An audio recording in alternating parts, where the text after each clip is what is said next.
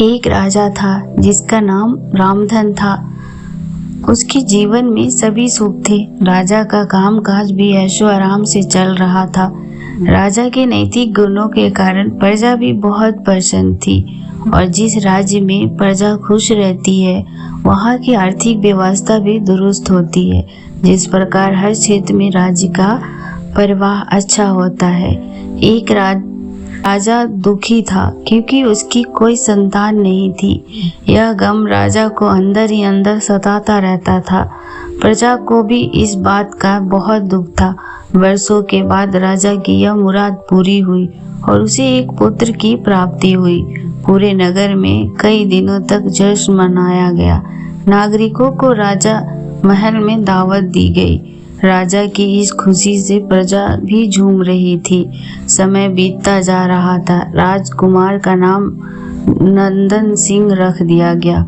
पूजा पाठ एवं इंतजार के बाद राजा को संतान प्राप्त हुई थी, इसीलिए उसे बड़े लाड प्यार से रखा जाता था। लेकिन अति किसी बात की अच्छी नहीं होती।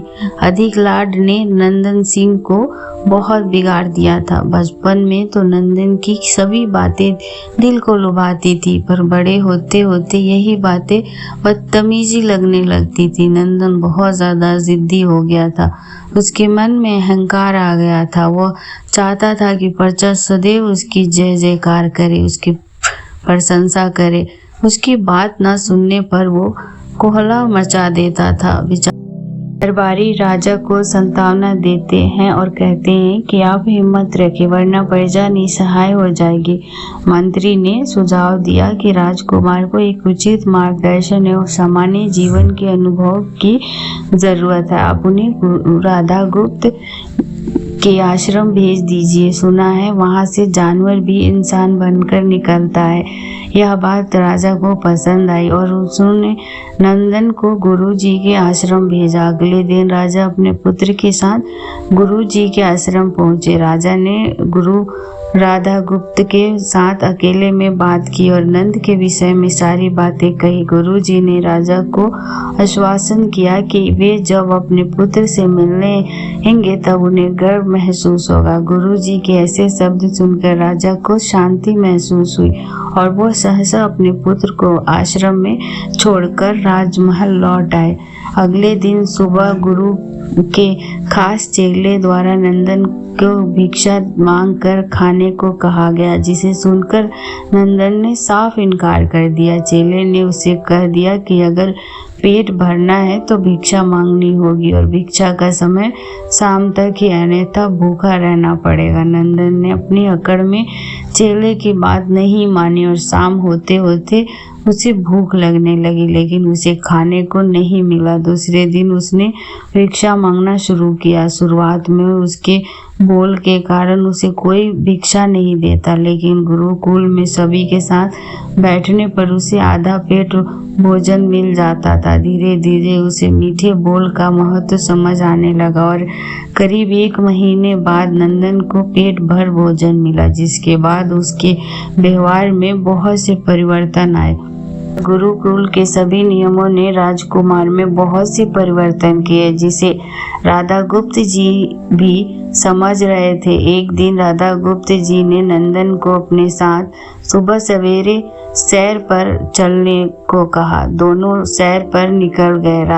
रास्ते भर बहुत बातें की। गुरु जी ने नंदन से कहा कि तुम बहुत बुद्धिमान हो और तुम में बहुत अधिक ऊर्जा है, जिसका तुम्हें सही दिशा में उपयोग करना आना चाहिए।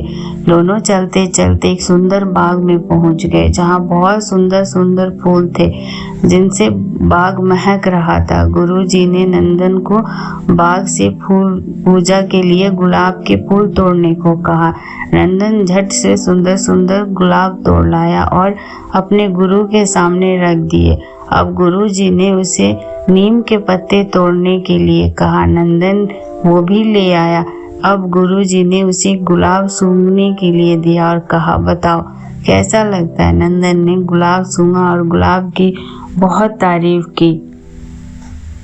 फिर गुरुजी ने उसे नीम के पत्ते चखकर उसके बारे में कहने को कहा। जैसे ही नंदन ने नीम के पत्ते खाए, उसका मुंह कड़वा हो गया और उसने उसकी बहुत निंदा की और जतर कतर पीने का पानी ढूंढने लगा।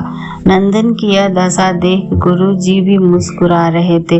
पानी पीने के बाद नंदन को राहत मिली और फिर उसने गुरु जी से हंसने का कारण पूछा। तब गुरु जी ने उससे कहा कि जब तुमने गुलाब का फूल सूंघा तो तुम्हें उसकी खुशबू बहुत अच्छी लगी और तुमने उसकी तारीफ की, लेकिन जब तुमने नीम की पत्तियां खाई तो तुम्हें वो कड़वी लगी और तुमने उसे थूक दिया और उसकी निंदा भी की। गुरु जी से नंदन को समझाया, जिस प्रकार तुम्हें जो अच्छा लगता है तुम उसकी तारीफ करते हो, उसी प्रकार प्रजा भी जिसमें गुण होते हैं उसकी प्रशंसा करती है और तुम उनके साथ दुर्व्यवहार करोगे और उनसे प्रशंसा की उम्मीद करोगे तो वो यह कभी दिल से नहीं कर पाएंगे। इस प्रकार जहाँ गुण होते हैं वहाँ प्रशंसा होती है।